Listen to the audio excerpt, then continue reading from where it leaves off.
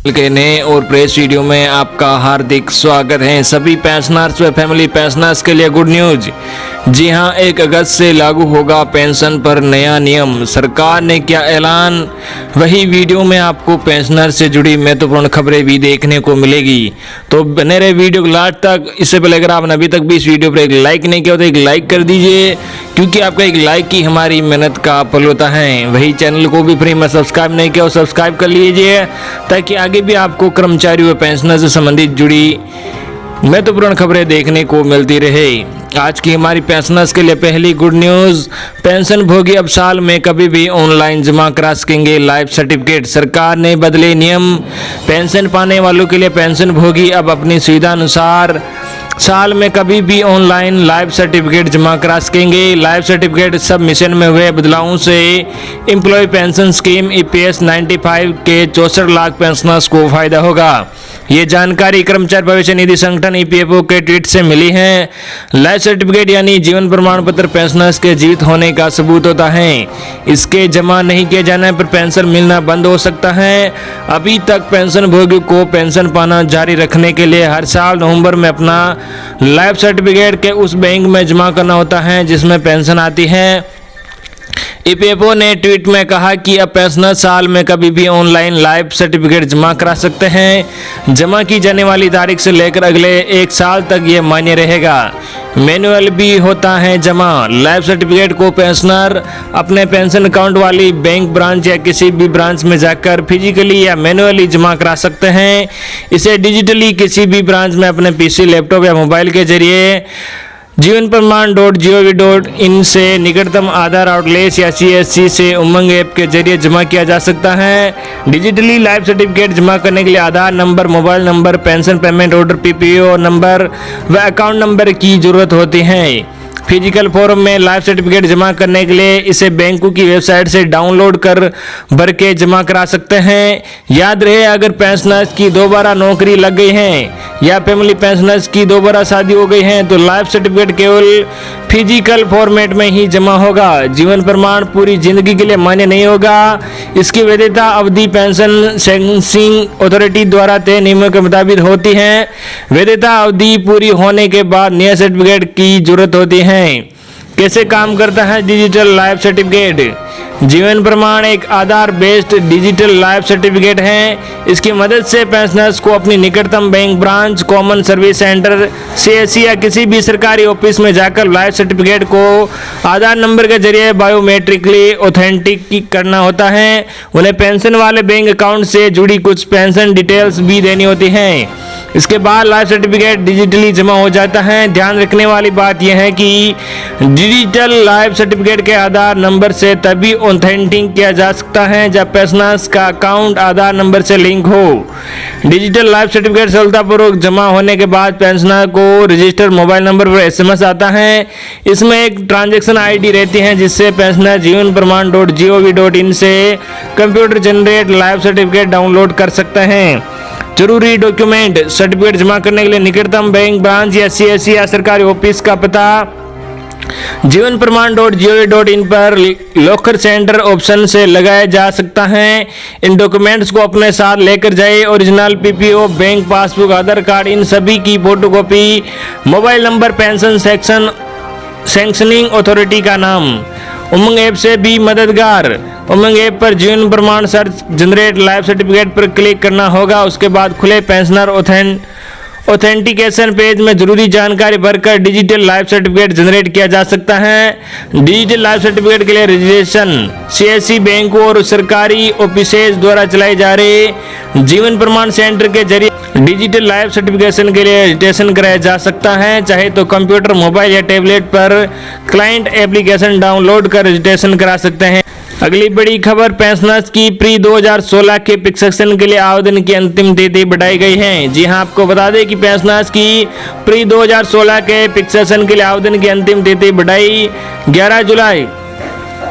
Pensioners एवं pensioners welfare विभाग के निदेशक श्री मुकुंद सोहनी ने बताया कि दिनांक 1 जनवरी 2016 से पूर्व के पेंशनर्स एवं पारिवारिक पेंशनर्स की पेंशन संशोधन के लिए आवेदन प्रस्तुत करने की अंतिम तिथि को 31 जुलाई 2020 तक बढ़ाया गया है। श्री सोहनी ने बताया कि जिन पेंशनरों और पारिवारिक पेंशनरों ने अभी तक सातवें वेतन आयोग के अनुसार पेंशन संशोधन के लिए आवेदन प्रस्तुत नहीं किया है और जो दिनांक 1 जनवरी 1991 से पूर्व सेवानिवृत्त हुए हैं वे अपने आवेदन पेंशन विभाग एवं संबंधित क्षेत्रीय कार्यालयों में एवं 1 जनवरी 1991 से 31 दिसंबर 2005 तक सेवानिवृत्त पेंशनर्स या पारिवारिक पेंशनर्स अपना आवेदन संबंधित कोषालयों में 31 जुलाई 2020 तक अवश्य जमा करा देवे ताकि सभी की पेंशन संशोधित की जा सके। उन्होंने बताया कि अभी तक 95% पेंशनों की पेंशन संशोधित की जा चुकी हैं।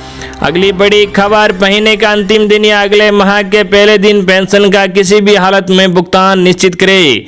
जी आपको बता दें कि 4 साल के बाद शुक्रवार को डीएम डॉक्टर चंद्रशेखर सिंह ने मुजफ्फरपुर कोषागार कार्यालय का निरीक्षण किया। निरीक्षण के दौरान सहायक समाहर्ता खुशबू गुप्ता के साथ ने सहायक कोषागार अधिकारी को पेंशन भोगियों को हर हाल में माह के आखिरी दिन या अगले माह के पहले दिन पेंशन उपलब्ध कराने का आदेश दिया।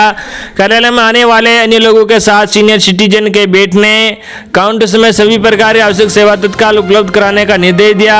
बिहार कोषागार संहिता के तहत जिलाधिकारी को वर्ष में एक बार कोषागार का निरीक्षण करना अनिवार्य है, लेकिन 2016 में तत्कालीन जिलाधिकारी धर्मेंद्र सिंह के निरीक्षण के बाद से ये नहीं हो रहा था।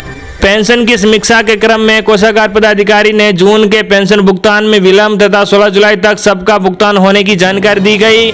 महालेखाकार बिहार से स्वीकृत होने के बाद भी पेंशन के 96 मामले लंबित पाए गए। इसमें से 17 मामले ऐसे थे जो 3 साल से पेंडिंग है और 10 मामले 1 वर्ष से पेंडिंग है। इस पर नाराजगी जताते हुए डीएम ने पेंशन के लंबित मामलों का निष्पादन शीघ्र करने का निर्देश दिया है। कोषागार कार्यालय से स्थानांतरित हो चुके 7 कर्मचारी सेवा पुस्तिका अभी भी कोषागार में होने की जानकारी पर नए कार्यालय को 1 सप्ताह में उपलब्ध कराए। कार्यालय में सीसीटीवी और बायोमेट्रिक डिवाइस लगाने का भी निर्देश दिया गया है। अगली बड़ी खबर, गुड न्यूज, पेंशन राशि बढ़ाने के लिए हेमा मालिनी ने पीएम को लिखा पत्र।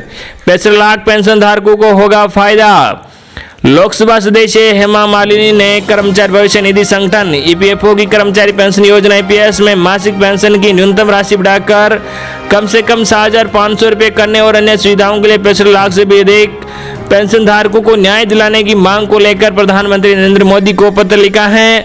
पत्र में लिखा है कि ईपीएस 95 के अंतर्गत आने वाले पेंशन धारकों इस योजना में न्यूनतम पेंशन बढ़ाकर 7,500 रुपये करने के साथ साथ महंगा राहत और मेडिकल सुविधा प्रदान करने की लंबे समय से मांग चल रही है। इससे पहले भी 4 मार्च 2020 को हेमा मालिनी ईपीएस 95 के पेंशनधारियों को राष्ट्रीय संघर्ष समिति एनएससी के प्रतिनिधि मंडल के साथ प्रधानमंत्री से मिली थी।